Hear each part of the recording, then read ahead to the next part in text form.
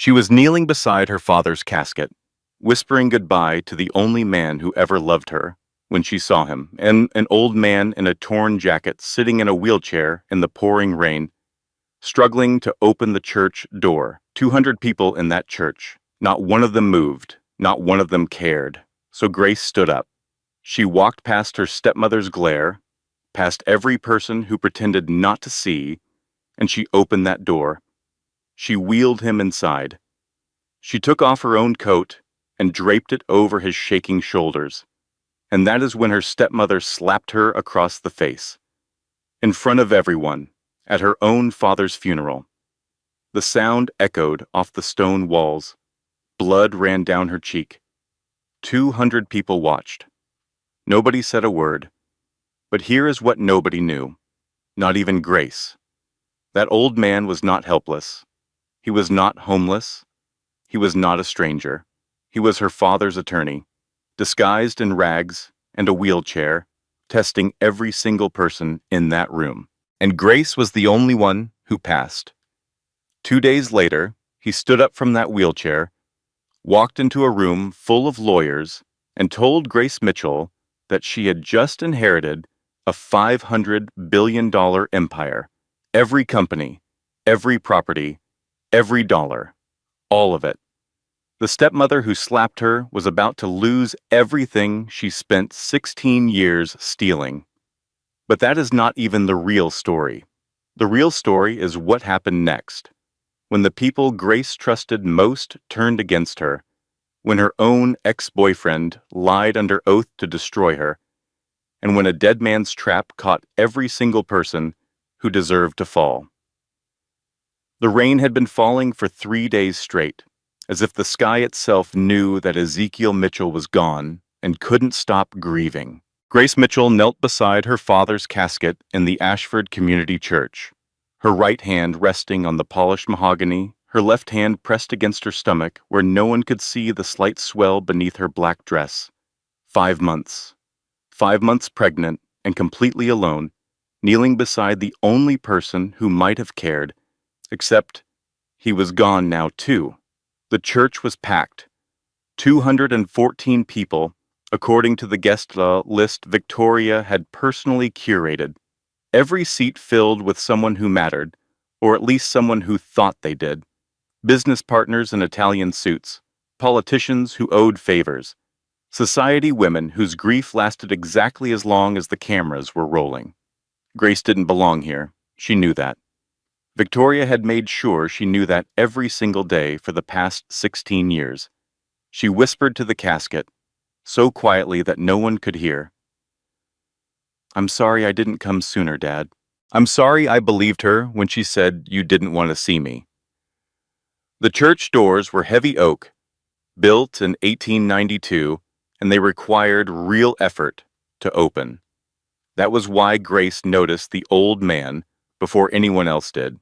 He was in a wheelchair, parked just outside the entrance, getting soaked. His jacket was torn at the elbow. His shoes didn't match. One was brown leather, cracked and peeling. The other was a black sneaker, held together with duct tape. His hands were folded in his lap, like he was apologizing for existing. Grace watched as the funeral attendant, a young man named Kevin, who Victoria had hired specifically for his ability to follow instructions, glanced at the old man and then deliberately looked away.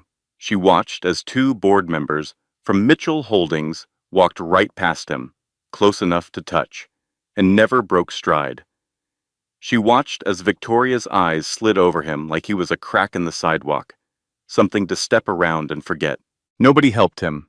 Not one person out of 214.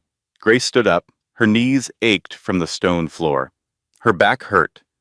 In that new way, it had started hurting 2 months ago. A deep, persistent pressure that reminded her every single day that her body was no longer just hers. Victoria caught the movement. Her stepmother sat in the front row, dressed in a black Chanel suit that cost more than Grace made in 3 months at the hospital. Her hair was perfect. Her makeup was perfect. Everything about Victoria Whitmore Mitchell was always, always perfect. "Sit down," Victoria hissed, barely moving her lips. Grace didn't sit down. She walked past Victoria, past the board members, past the politicians and the society women and every single person who had looked at that old man in the rain and decided he wasn't worth the effort. She pushed open those heavy oak doors, and the rain hit her face like a slap, cold and sharp. "Come on in, sir," Grace said softly. She positioned herself behind his wheelchair and began pushing him through the doorway. "There's space right up here." His clothes smelled like wet wool and something else, something metallic, like old coins. Up close, she could see his eyes were clouded, or at least they appeared to be. His hands shook slightly in his lap. "Thank you, young lady," he said. His voice was rough, like gravel rolling downhill. "Most people just walk on by." "Most people aren't paying attention," Grace said. She wheeled him to an open spot near the back pew, set the brake on his wheelchair, and took off her own coat, the only good coat she owned, and draped it over his wet shoulders. She never made it back to the casket. The sound came first, a crack so sharp and sudden that it bounced off the stone walls and stained glass windows and seemed to hang in the air like smoke. Then the pain. Victoria's hand connected with Grace's face with enough force to turn her head sideways. Her stepmother's diamond ring caught her cheekbone, and Grace felt the skin split open, a thin, hot line of blood that ran down to her jaw. The church went silent. 214 people, and not a single sound, not a gasp, not a whisper, nothing. Victoria stood over her, breathing hard, her hands still raised. Her eyes were wild, but her voice was controlled, pitched perfectly for the room. "You embarrassed this family. On today of all days, you bring some vagrant off the street into your father's funeral." Grace touched her cheek. Her fingers came away red. She looked at the blood for a moment, then at Victoria. Then she said the only thing she could think of, quietly, without anger, without tears. He needed help, that's all. Nobody defended her. Nobody stood up. Nobody said a word. 214 people watched a pregnant woman get slapped at her father's funeral for helping an old man in a wheelchair, and every single one of them chose silence. Grace didn't know it yet, but the old man was watching her too, and his eyes, behind those clouded lenses, weren't clouded at all. 16 years earlier, 12-year-old Grace Mitchell stood at her mother's grave and held her father's hand so tight her knuckles turned white. Catherine Mitchell had been sick for 2 years, ovarian cancer. She fought it the way she did everything, quietly, stubbornly, with a kind of grace that made other people feel braver just by being near her. She lost the fight on a Tuesday in October, when the leaves in the apple orchard behind their house were the exact shade of gold she always said was her favorite color. For 6 months after the funeral, it was just Grace and her father. Ezekiel Mitchell, the man who had built a $500 billion empire from nothing, who commanded boardrooms and terrified competitors who had once told a United States senator to sit down and stop wasting his time, that man made his daughter terrible pancakes every Sunday morning. He read to her at night. He drove her to school and picked her up, even when his schedule said he should be in Hartford or New York or London. He wasn't good at grief. He didn't know the right words, but he showed up. Every single day, he showed up. Then Victoria arrived. She came into their lives like a warm front, all sunshine and gentle breezes. She was beautiful, 42 years old, a former real estate agent with a southern accent that made everything she said sound like a compliment, even when it wasn't. She laughed at Ezekiel's bad jokes. She brought Grace presents. She cooked meals that were better than anything Grace and her father had managed on their own. They married 11 months after Catherine's death. Grace was the flower girl.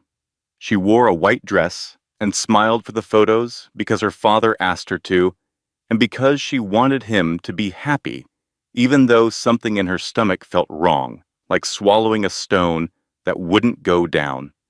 The changes came slowly, so slowly that Grace didn't recognize them as changes at all until years later, when she could look back and see the pattern like a trail of breadcrumbs leading into a dark forest. First, her bedroom moved. Victoria said the master wing needed a sitting room, and Grace's bedroom, the one with the window overlooking the apple orchard, was just perfect. Grace moved to the smallest bedroom on the third floor. Victoria promised to decorate it beautifully. She never did. Then the photographs disappeared. Grace came home from school one day, and every picture of Catherine was gone. Victoria explained that she'd had them professionally stored to protect them from sun damage. Grace never saw them again. Then the letters started. Or rather, the letters stopped. What Grace wouldn't learn for 16 years was this. Victoria intercepted everything. Every note Ezekiel tried to leave on Grace's pillow. Every text he sent asking about her day. Every birthday card, every Christmas letter, every attempt he made to reach across the growing distance between them. Victoria caught them all. She replaced them with silence. And silence, when it comes from the person you love most, is louder than any scream. To Grace, it felt like abandonment. Her father stopped talking to her, stopped asking about school, stopped showing up.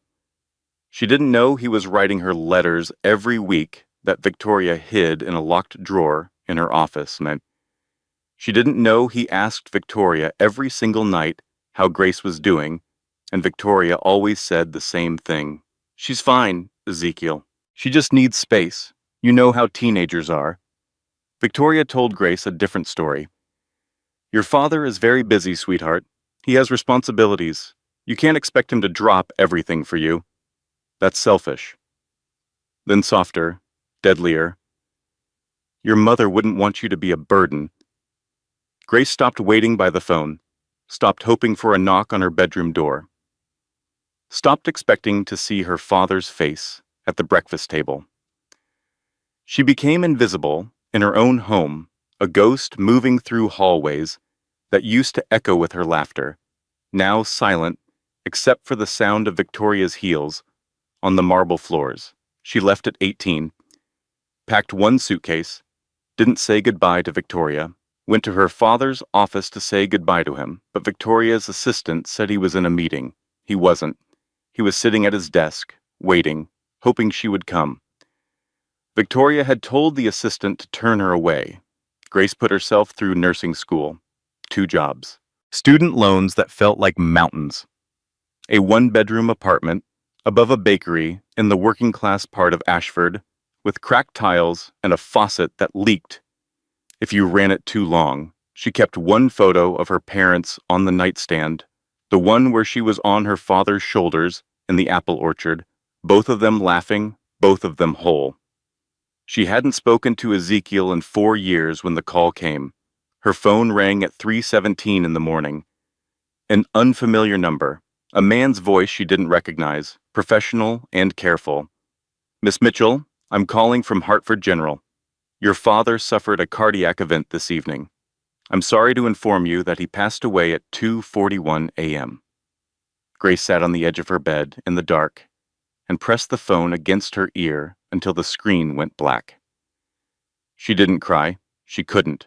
There was a wall inside her that had been building for 16 years, brick by brick, and crying would mean admitting that behind that wall was a little girl who had been waiting for her father to come find her. He never did. And now he never would. Or so she thought. The will reading was scheduled for 2 days after the funeral. Not because of tradition, but because Ezekiel Mitchell never believed in wasting time. He used to say that waiting makes people soft, makes them forget what they really want. The notice came by email.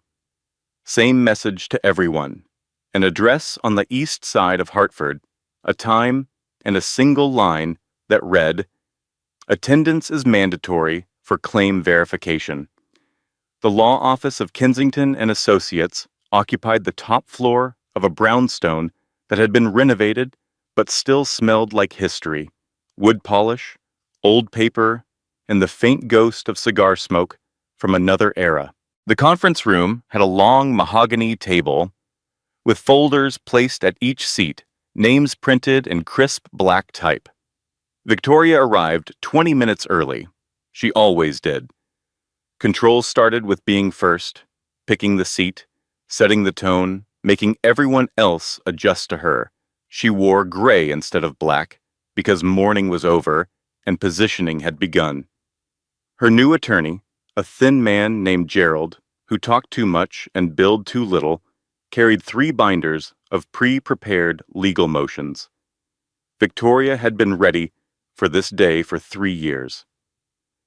Grace arrived quietly, same black dress from the funeral, though she had managed to wash the blood from the cuff where her nails had dug into her palm after the slap.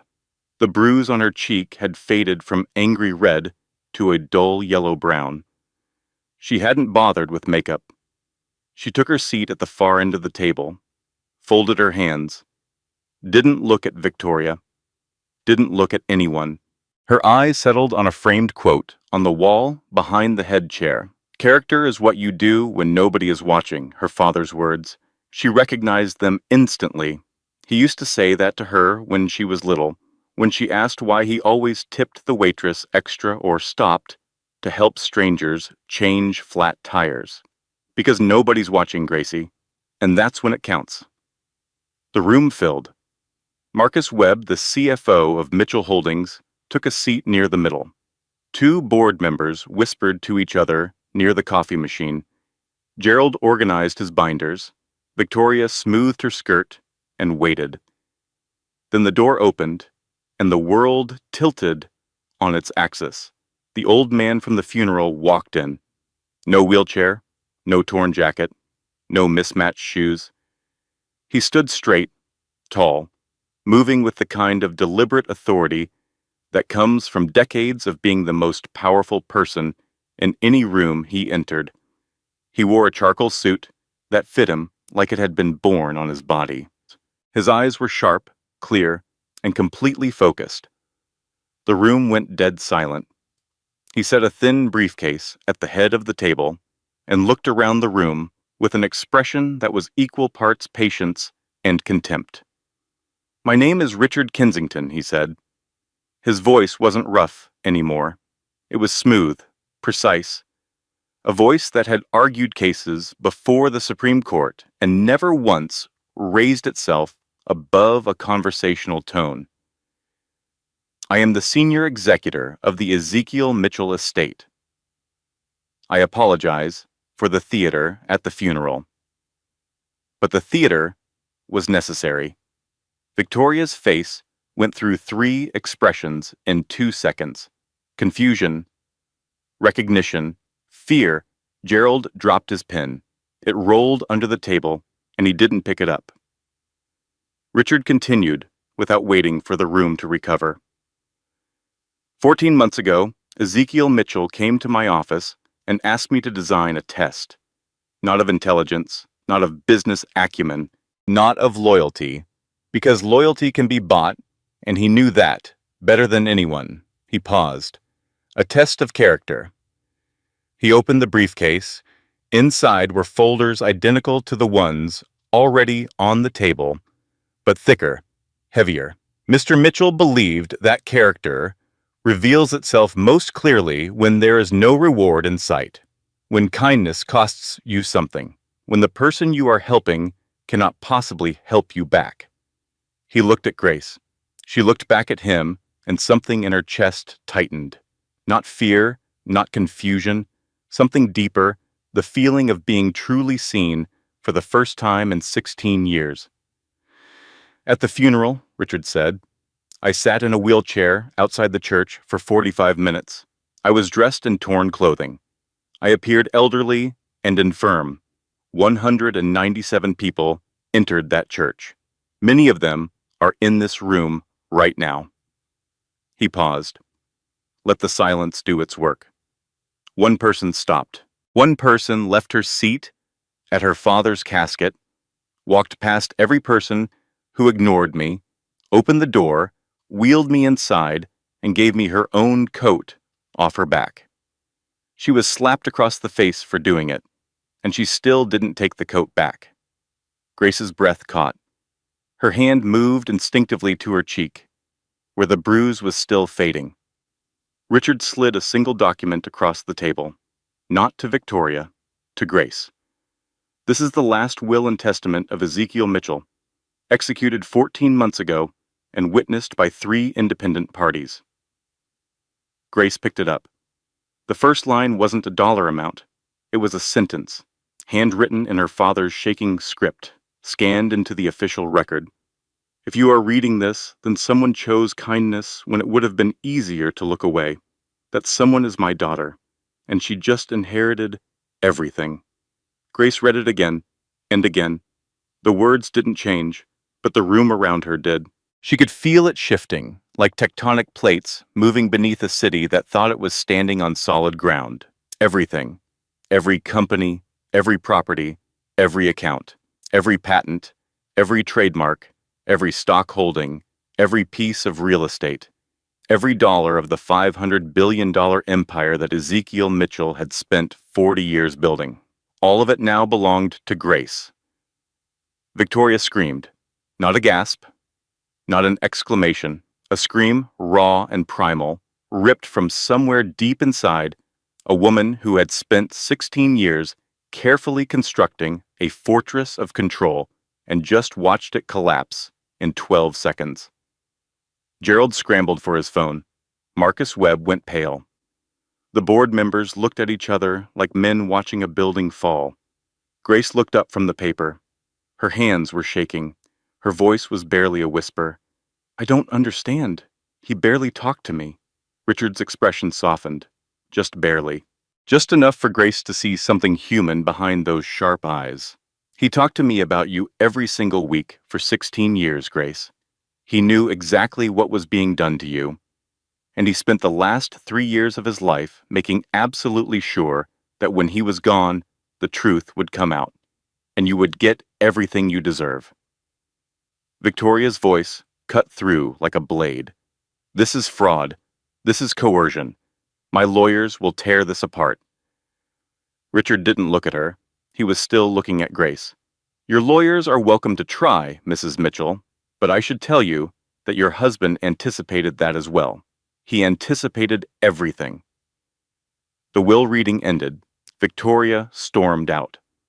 Gerald chased her. Marcus Webb made 3 phone calls before he reached the elevator. Grace sat alone in the conference room for 20 minutes, holding the document, reading her father's handwriting over and over until the words blurred. Richard waited in the hallway. When Grace finally emerged, he handed her a business card. We need to talk. Soon. There are things you need to understand before Victoria makes her next move. Grace took the card. What kind of things? The kind that will determine whether you keep what your father left you or lose it within the month. Grace didn't sleep that night. She sat in her small apartment above the bakery, the document spread on her kitchen table beside a cup of tea that went cold hours ago. She read every page. The numbers were incomprehensible. Shell companies, holding companies, trusts within trusts, layers of financial architecture that looked like a maze designed by someone who expected people to get lost in it. Her phone buzzed constantly. Numbers she didn't recognize. Emails from people who had never responded to her before. Board members, attorneys, journalists. She ignored all of them. She called Hannah instead. So, Hannah said, "You're a billionaire now." "I think so," Grace said. "I don't really understand how it works. It works like this. You're buying dinner tomorrow. I want lobster. 2 lobsters and a side lobster and one of those chocolate lava cakes that cost $40 for no reason. Grace almost laughed. Almost. Hannah? Yeah? I'm scared. Silence on the line. Then Hannah's voice, softer now. I know, honey, but you're the strongest person I've ever met, and you've got me. And you've got that little baby girl who is going to come into this world with the most badass mama on the planet. I haven't told anyone about the baby. I know, but you will, when you're ready. Grace put her hand on her stomach. The baby moved, a flutter, like butterfly wings. The next morning, the destruction began. Grace came home from a 12-hour shift at the hospital to find an eviction notice taped to her door. 72 hours to vacate.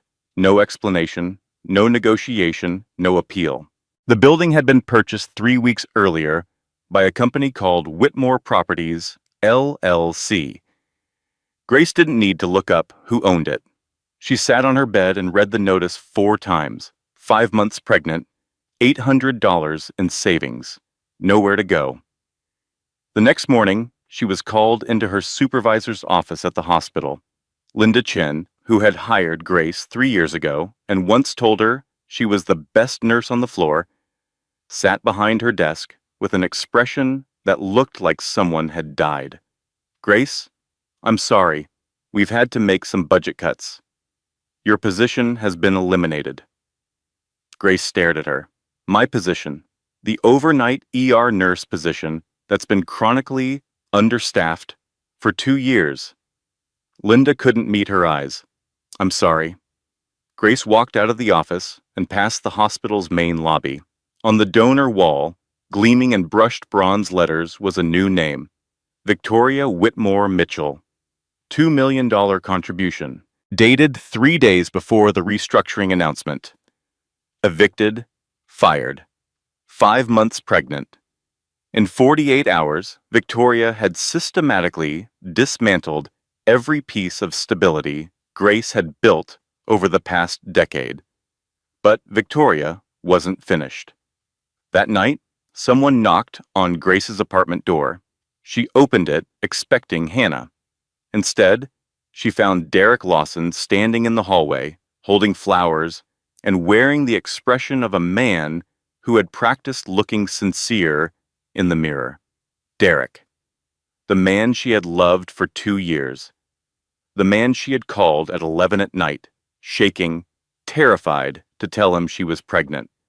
The man who had driven to her apartment, sat in her kitchen, looked her in the eyes, and said, I didn't sign up for this, Grace. This isn't what I want.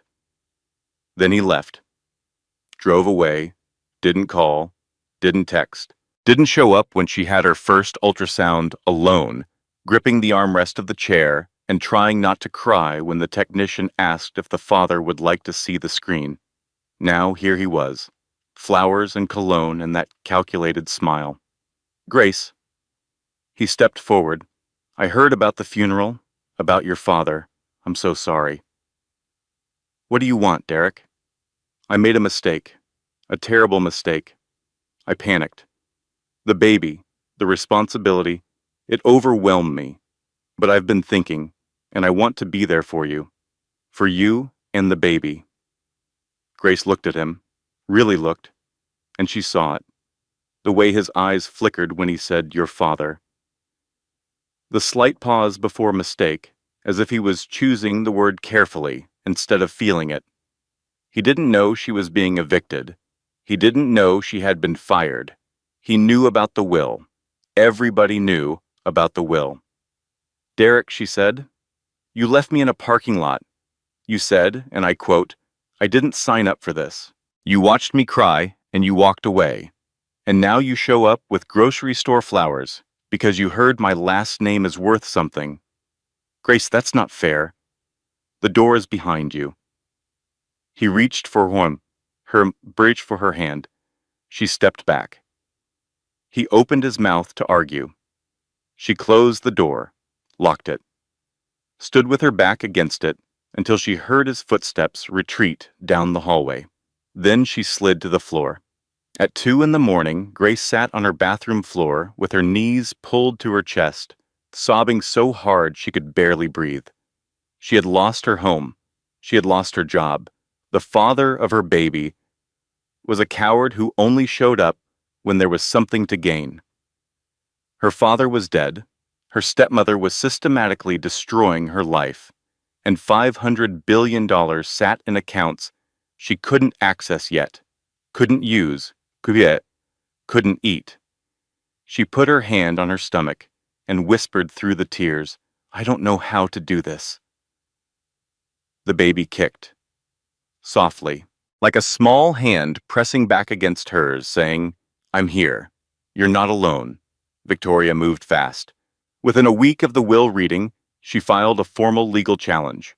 She hired Robert Crane, a corporate litigation attorney with 40 years of experience and a reputation for winning cases that should have been unwinnable. Gerald, her previous lawyer, was dismissed with a phone call that lasted 11 seconds. The challenge was built on 3 pillars. First, that Grace had been estranged from Ezekiel for years, and therefore the will represented an emotionally manipulated decision. Second, that Grace had no business experience and was unfit to manage a $500 billion empire. Third, and this was the blade Victoria sharpened in private, that Richard Kensington had exercised undue influence over a dying man. The hearing was scheduled before Judge Patricia Cole, 63 years old, 28 years on the bench, known for 2 things: absolute fairness and absolute intolerance for theatrics. She had once held a Fortune 500 CEO in contempt for checking his phone during testimony. She was exactly the kind of judge Victoria should have been afraid of. The courtroom was standing room only. News cameras lined the back wall.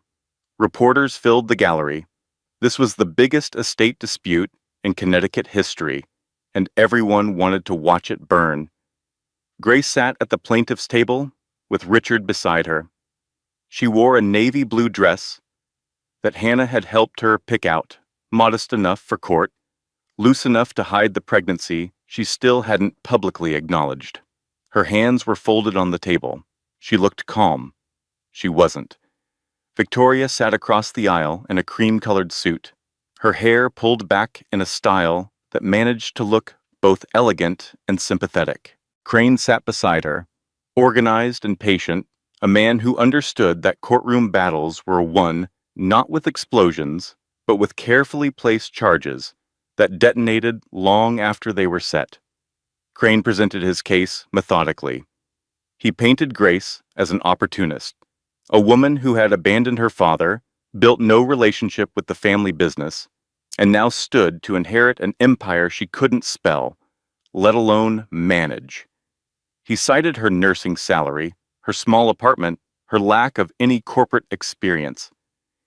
He made it sound reasonable. That was what made it dangerous. Then he called his surprise witness. Grace heard the name before she saw the face. The defense calls Derek Lawson. Her blood went cold. Derek walked to the witness stand in a suit she had never seen him wear. He was sworn in. He sat down. He didn't look at Grace, not once. Crane's questions were precise. "Mr. Lawson, how long were you in a relationship with Miss Mitchell?" 2 years. During that time, did she ever discuss her father's estate? Frequently. She talked about the money a lot. She always said she deserved more from him. She said one day it would all be hers. Grace's mouth opened. No sound came out. Did she ever express a plan to reconcile with her father? She said she was waiting for the right time. She wanted to get back into the family before anything happened to him. She said the inheritance was her backup plan. Every word was a lie. Every single word. Grace had never once talked to Derek about her father's money. She had barely talked about her father at all, because the pain of it was too deep and too private and too raw. Derek knew that. He had held her when she cried about it. He had seen the one photograph on her nightstand and asked why she only had one, and she had told him, because one was all she could bear to look at. Now he sat in a witness chair, under oath, and turned every private moment into a weapon. Crane continued, Mr. Lawson, is it your assessment that Miss Mitchell's pregnancy was planned? I believe it was strategic. She told me she wanted to have a baby because it would generate sympathy. She said people feel sorry for single mothers. The courtroom murmured. Grace couldn't breathe. She could see it now, the invisible thread connecting Derek to Victoria. Money exchanged in private, promises made in parking lots, her most intimate moments purchased and repackaged as evidence. She wanted to scream. She wanted to stand up and tell every person in that room that Derek Lawson was a liar and a coward, and that the only thing strategic about her pregnancy was surviving it alone. But Richard's hand touched her arm, just barely, just enough to say, not yet. Judge Cole called a recess. Grace made it to the bathroom before the tears came. She locked herself in a stall and cried with her hand pressed over her mouth so no one could hear. Her body shook. Her baby kicked, harder this time, almost frantic, as if the baby could feel her mother's pain and wanted to fight whoever was causing it. Hannah found her. She didn't ask questions. She just sat on the bathroom floor beside her best friend and held her until the shaking stopped. He's lying, Hannah said finally. Everyone in that room, with half a brain, knows he's lying. He knows everything about me, Hannah. Every private thing I ever told him.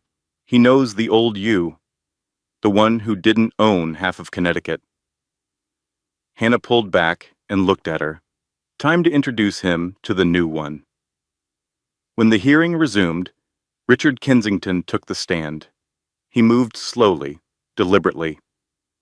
He sat in the witness chair like a man settling into a favorite armchair, comfortable and unhurried. Robert Crane watched him carefully, the way a chess player watches an opponent who hasn't made a mistake yet. Grace's attorney, a woman named Sarah Price, who Richard had personally selected, began the examination. Mr. Kensington, how long did you know Ezekiel Mitchell? 43 years. We met in 1981. I was a federal prosecutor. He was a 26-year-old contractor who couldn't afford a lawyer. I took his case pro bono because I believed in what he was building. I never stopped believing.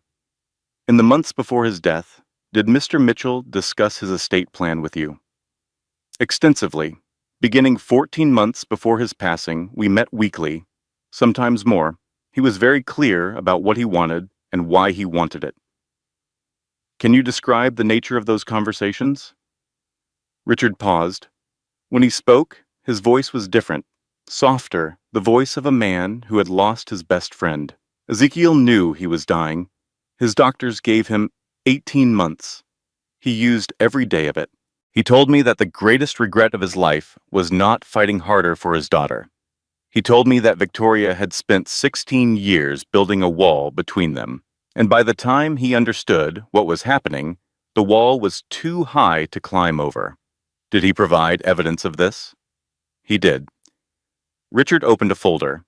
Inside were documents that looked like they had been organized by someone who expected them to be questioned, because they had. Over the course of 14 months, Ezekiel Mitchell compiled a complete record of Victoria Whitmore Mitchell's activities. He hired private investigators. He engaged forensic accountants. He documented everything. Sarah Price turned to the judge. Your Honor, we would like to enter Exhibits A through M into evidence. Crane stood. Objection, we haven't had time to review these materials. Judge Cole looked at him over her glasses. You had time to spring a surprise witness on the plaintiff, Mr. Crane. I think we can find time for some documents. Overruled. The screens in the courtroom flickered to life. What appeared on them was devastating. 16 years of intercepted communications.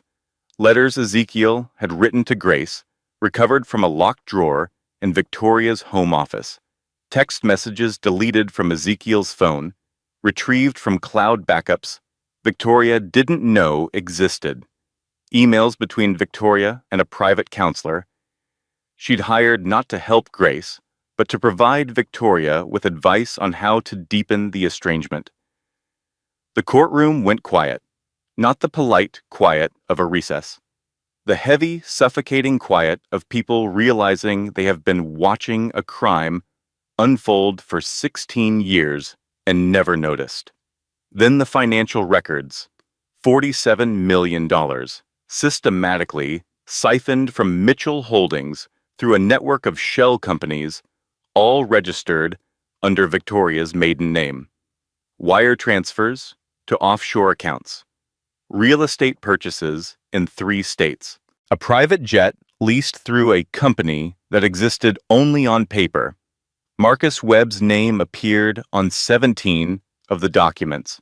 He had co-signed transfers, approved budgets that didn't exist, created fictional vendor accounts. The CFO of Mitchell Holdings had been Victoria's accomplice for over a decade. Crane was on his feet. These documents are unverified. This is character assassination. Richard didn't raise his voice. He never did. They were verified by 3 independent forensic accounting firms, Mr. Crane. Their reports are included in the exhibits. They were also reviewed by the Connecticut Attorney General's office, which has opened a preliminary investigation. Victoria's face lost all color. She grabbed Crane's arm. He shook her off. Then Richard played the recording. The courtroom speakers crackled, and Ezekiel Mitchell's voice filled the room, tired, sad, but steady. Victoria has been stealing from me for years. She destroyed my relationship with my daughter. She intercepted my letters. She deleted my messages. She turned my own child against me by making Grace believe I didn't care. I didn't have the strength to fight her openly. The cancer was already spreading by the time I understood what she'd done. So I'm going to make sure that when I'm gone, the truth comes out. And Grace gets everything, because Grace is the only person in my life who ever loved me for who I was, not what I had. There was a long pause. Grace sat motionless, tears streaming down her face, her hands gripping the edge of the table. If you're hearing this, Gracie, I'm sorry. I'm so sorry. I should have been stronger. I should have fought for you. Please forgive me. And please, please don't let Victoria take one more thing from this family. The recording ended. The courtroom was silent for 11 seconds. Grace counted them without meaning to. Victoria stood up. That's fabricated. That's not his voice. That's not real. Richard looked at her. It was recorded in my office on March 14th of last year. It has been certified by 3 independent audio forensic analysts. And Mrs. Mitchell, there are 14 more recordings. Would you like me to play them all? Judge Cole didn't wait for an answer. She tapped her gavel once. The challenge to the will of Ezekiel Mitchell is denied. The original will stands as written. Miss Mitchell inherits the full estate. Grace closed her eyes. She didn't celebrate. She didn't smile. She just breathed. For the first time in weeks, she just breathed. 3 weeks of peace. That was what Grace got. 21 days that felt like coming up for air after years of drowning. She moved into a brownstone in downtown Hartford. Not the Mitchell mansion, not the estate with its 12 acres and colonial pillars and rooms full of Victoria's furniture. Grace wasn't ready for that. She chose a 3-bedroom brownstone on a tree-lined street, close enough to the hospital where she used to work that she could walk past it and remember who she was before all of this. Richard became her guide. Every morning at 8, he arrived with coffee and a stack of files, and they sat at her dining room table while he explained the architecture of her father's empire. Mitchell Holdings wasn't one company. It was 237 companies, spread across 14 industries, operating in 31 countries. Real estate, technology, Manufacturing, healthcare, energy, each one a puzzle piece in a mosaic that only Ezekiel had ever seen whole. Your father didn't build a business. Richard told her one morning. He built a city. And you're the mayor now. Grace's first board meeting was terrifying. She sat in her father's chair at the head of a table, surrounded by people who were older, richer, and more experienced than her. She could feel their skepticism like humidity, heavy and inescapable. She didn't pretend to be something she wasn't. I don't know this business yet, she said. I know that, but I know people. I've spent 10 years as a nurse, and the thing about nursing is that you learn very quickly who's being honest with you and who's performing. So here's what I'm going to do. I'm going to learn, I'm going to listen, and I'm going to ask questions that might seem basic to you, but I promise you this. I won't make a decision I don't understand, and I won't pretend to understand something I don't. The room was quiet. Then Richard, standing near the back, began to clap. Slowly, others joined. Grace's first executive action was to reinstate 400 employees Victoria Foyt had laid off to inflate quarterly earnings. She called each department personally. An assembly line worker in the Pittsburgh factory cried on the phone. My daughter asked me every night when I was going back to work. I didn't know what to tell her. Grace said, "Tell her Monday." Hannah called that evening. So, how was your first day as Empress of the Universe? Exhausting. I made a woman in accounting cry because I told her she wasn't getting fired. See? You're already better at this than Victoria. She made people cry for the opposite reason.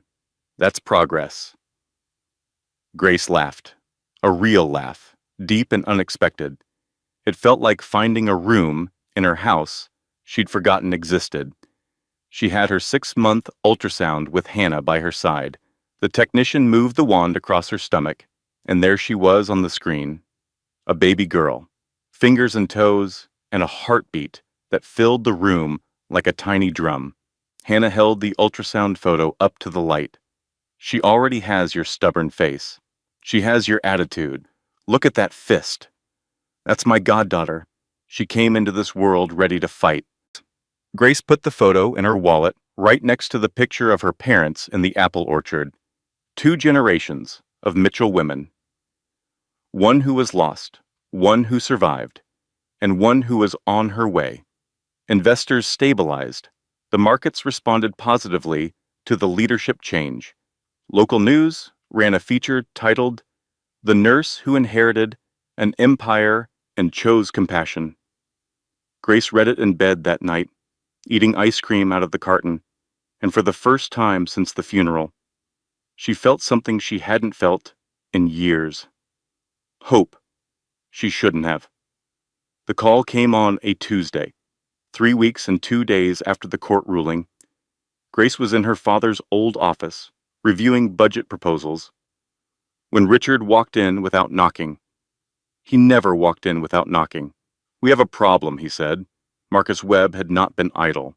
The CFO had spent the past 3 weeks building a case, quietly, methodically, with the desperate energy of a man who knows that if the forensic accountants dig deep enough, he will spend the rest of his life in prison. He had bribed a doctor at Hartford General to produce falsified medical records, suggesting that Ezekiel Mitchell had been suffering from severe cognitive decline in the months before his death. He had convinced 3 board members, men who owed their positions to Victoria's patronage, to join an internal coup. And he had prepared a motion for an emergency vote to remove Grace as executor, pending a competency review of the will. But that wasn't the worst part. The worst part was that someone, and Richard couldn't yet prove who, had leaked Grace's medical records from the company health plan she'd enrolled in after taking control. Her pregnancy was now public knowledge. Grace saw the headline on her phone before Richard could tell her. "Mitchell Hare, pregnant and alone. Is she fit to run a $500 billion empire?" The article was devastating, not because it said anything explicitly cruel, but because it said everything implicitly. Unmarried, no listed father, emotional vulnerability, high-risk decision-making. It painted a picture of a woman who was in over her head, drowning in hormones and sentimentality, unfit to manage a lemonade stand, let alone a global corporation. Grace's phone rang. Victoria. She answered without thinking. Sweetie, Victoria's voice was warm, concerned, dripping with the kind of manufactured care that she had perfected over 16 years. I just saw the news. I'm so worried about you. A single mother trying to run a corporation of this size. It's too much for anyone, let alone someone in your condition. Your father would have wanted what's best for the baby. Grace hung up. Her hands were shaking. Victoria called again. Grace didn't answer, but the damage was done. The board meeting that afternoon was a bloodbath. Marcus presented his evidence with the calm precision of a man who had rehearsed every word. The medical records, the cognitive decline narrative, the pregnancy, the lack of experience. He framed it as concern. We're not trying to remove Grace permanently. We're simply asking for a temporary review period to ensure the company is protected during this transition. The vote was 7-5, against Grace. Security escorted her out of her father's building. She stood on the sidewalk, 8 months pregnant, holding a cardboard box of personal items. The framed quote from her father's office, "Character is what you do when nobody is watching," fell out of the box, and the glass cracked on the concrete. She stood there for a long time, looking at the broken glass on the sidewalk, the words still visible through the fractures. People walked past her. Cars honked. The city moved forward, indifferent, relentless, alive. Her phone buzzed. A text from a blocked number. Check your email. She opened her email. There was a message from Victoria's attorney, a formal offer to settle. Victoria would take control of Mitchell Holdings. Grace would receive a monthly stipend of $50,000 and a house in Ashford. In exchange, Grace would sign away all claims to the estate and agree to a permanent non-disclosure agreement.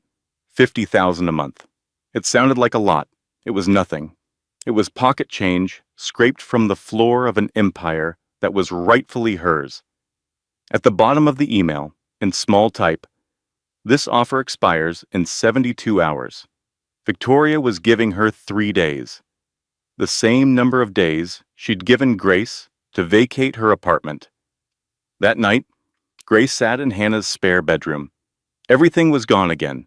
The company, the security, the future she was building for her daughter. Her phone rang.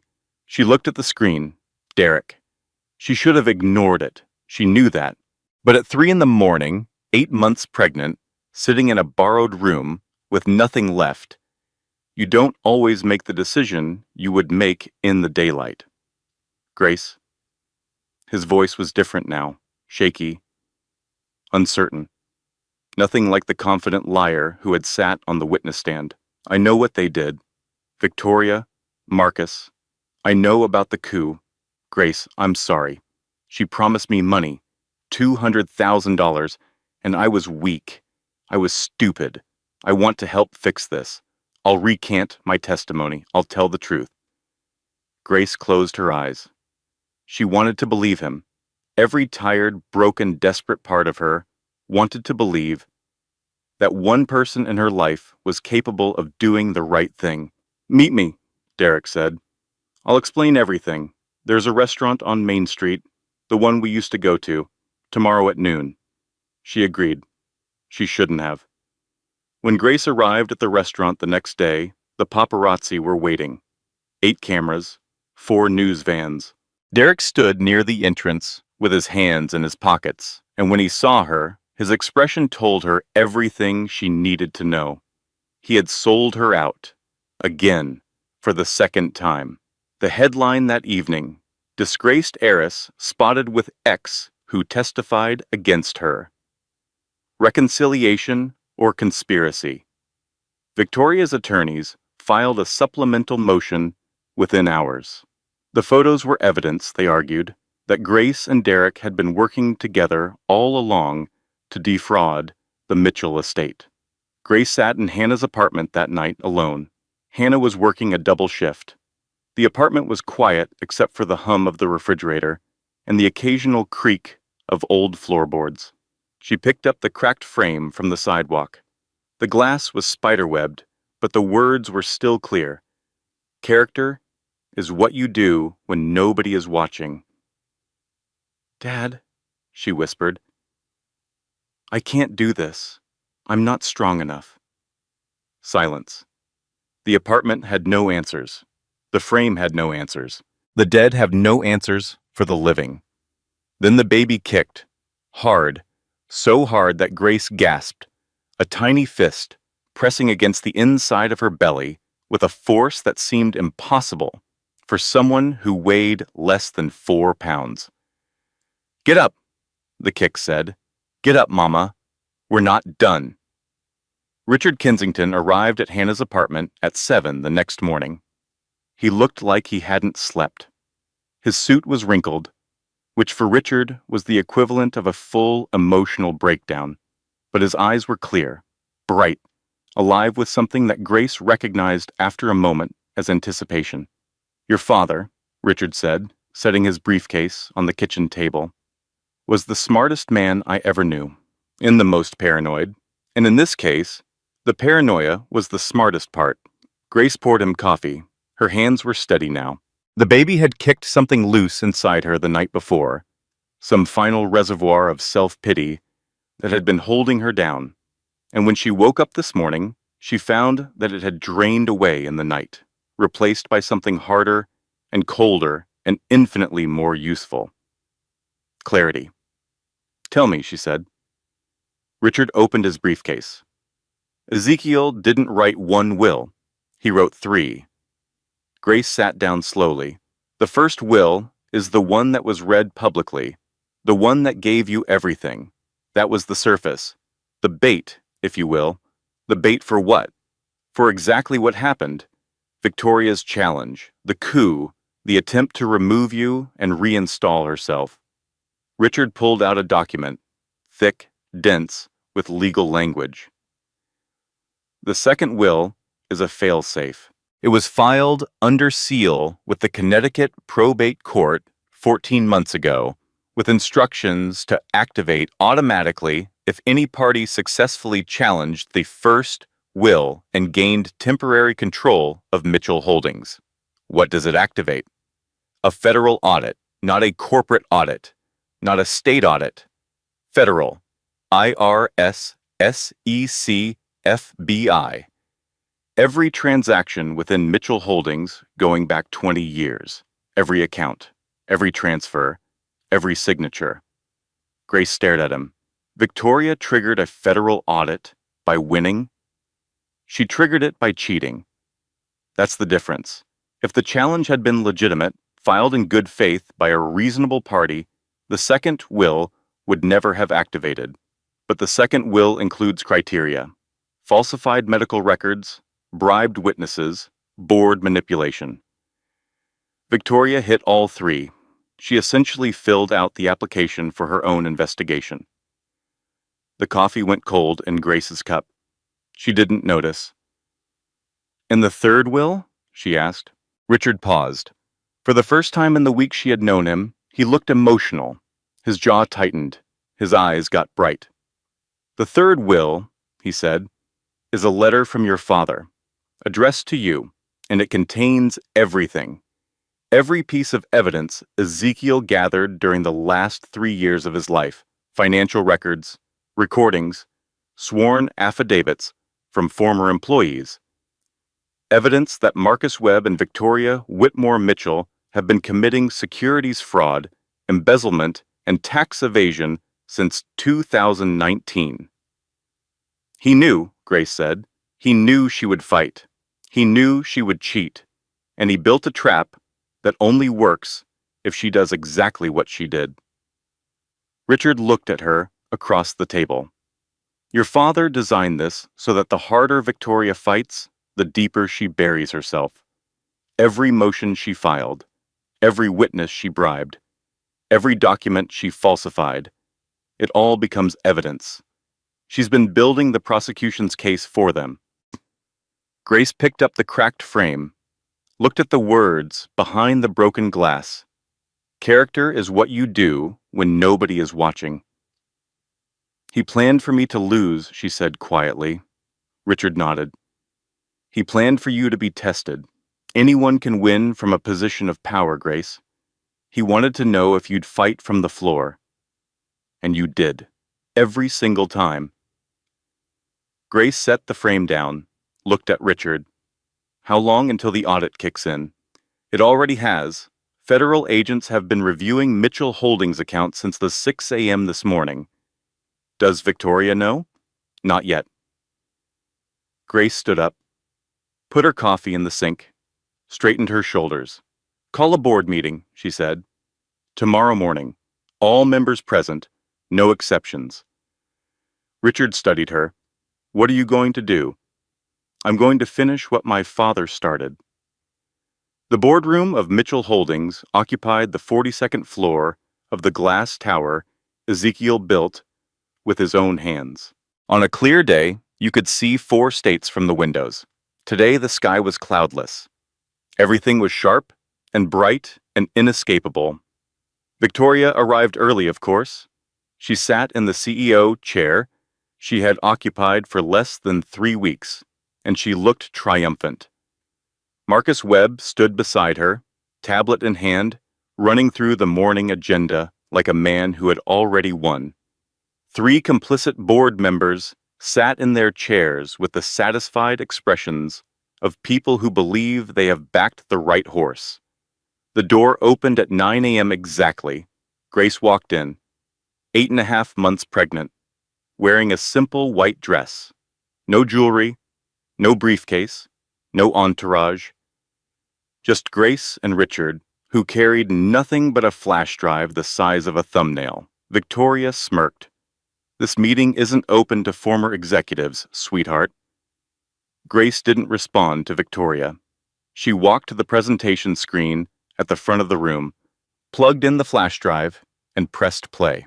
The screens around the boardroom lit up like windows into hell. 20 years of financial records.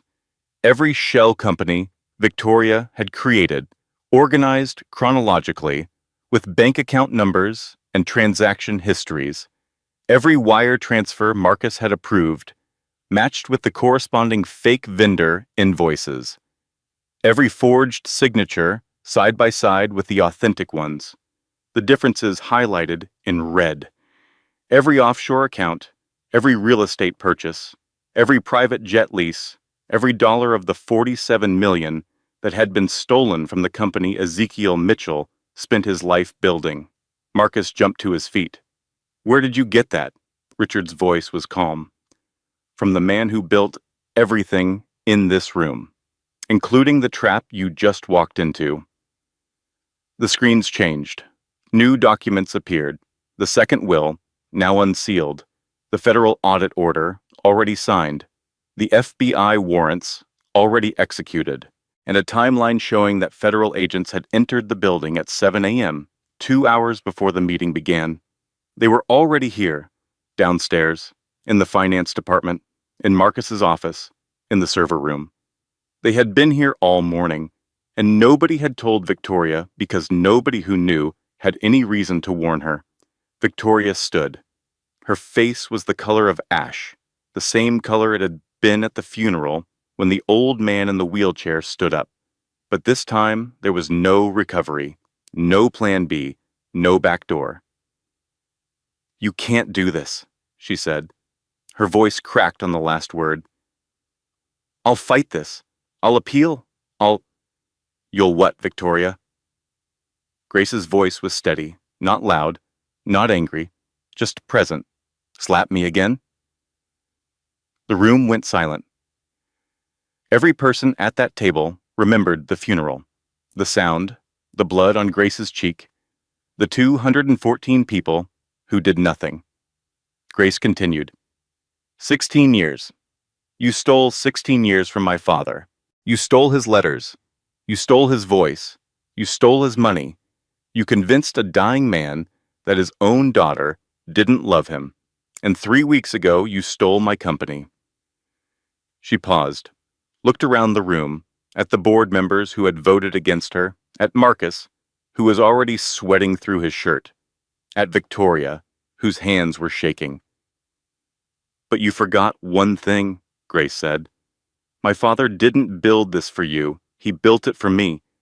And he spent the last 3 years of his life making absolutely sure that no matter what you did, no matter how hard you fought, no matter how many people you bribed or threatened or manipulated, the truth would come out, because that's who he was.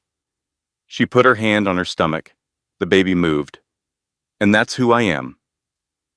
The boardroom door opened. 2 FBI agents entered, followed by 4 more. Professional, quiet, inevitable. Marcus Webb was handcuffed first. He started crying before they finished reading his rights. Loud, messy, undignified tears. The tears of a man who spent years believing he was too smart to get caught and just discovered he was wrong.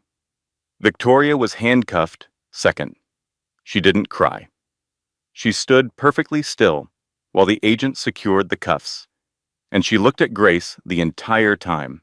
Her expression was complicated.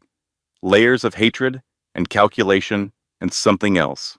Something Grace almost didn't recognize because she had never seen it on Victoria's face before.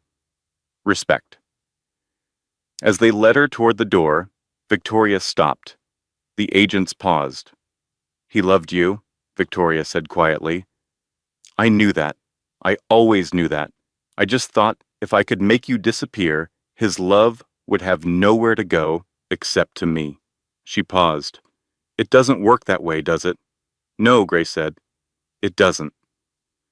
Victoria nodded once. Then they let her out. The 3 board members who had voted for the coup resigned before lunch. They weren't charged, but they would never sit on another board again. Derek Lawson was arrested for perjury the following week. He called Grace's phone 17 times from the county jail. She never answered. There is a moment somewhere between crisis and calm when everything you have been carrying falls away and you are left standing in the quiet, lighter than you have ever been. Grace felt it that afternoon, sitting alone in her father's office for the first time since the coup. The room smelled like leather and old wood, and faintly, she imagined, like him. Richard brought her a box, the last box from Ezekiel's private safe. Inside were 212 letters, envelopes addressed to Grace Mitchell in her father's handwriting, each one dated, each one sealed. 16 years of letters, every birthday, every Christmas, every random Tuesday when Ezekiel sat at his desk and wrote to a daughter he thought had forgotten him. Grace opened the first one, dated 6 months after Victoria arrived. Dear Gracie, I moved your bedroom today. Victoria said you needed space, but I don't think that's true. I think I'm making a mistake. I just don't know what kind yet. I miss hearing you laugh. The house is too quiet. I love you, Dad. She opened the next one, and the next, and the next. She read them for 3 days. She cried for most of it. Deep, shaking, 16 years of silenced tears that left her empty and clean like a house after a flood. Damaged but still standing, she put them in a fireproof safe beside her mother's photograph. 2 women who loved her, 1 who raised her, 1 who was coming. Grace went into labor on a Thursday afternoon during a board meeting. Her water broke mid-sentence, right in the middle of approving the new employee benefits package, which she later said was appropriate because the benefits package included 12 weeks of paid parental leave. Hannah drove 90 miles an hour in a Subaru that was not designed for 90 miles an hour. I delivered 1 baby in nursing school, Hannah shouted over the sound of the engine. "And I will not be delivering this one in a Subaru. Just drive, Hannah." Richard followed in a town car, on the phone with the hospital administrator, demanding the best room, the best doctor, and fresh flowers, which Grace had not requested, but which he felt were important. "Hannah," Richard's voice came through the speakerphone, "you've run 4 red lights. 5, the 5th one was orange." Charlotte Catherine Mitchell was born at 7:32 p.m., 7 pounds 4 ounces. She had Grace's eyes and her grandmother Catherine's chin and a grip strength that made the delivery nurse laugh and say, "That one's going to be trouble." Grace held her daughter in the hospital room while the last light of the day came through the window and painted everything gold. Richard stood in the doorway, his hands clasped behind his back, his eyes wet for the first and only time Grace would ever see. Hannah was asleep in the visitor's chair, still wearing the scrubs she'd had on during the drive, snoring softly. On the windowsill, in a new frame, with the crack still visible underneath, sat her father's quote, "Character is what you do when nobody is watching."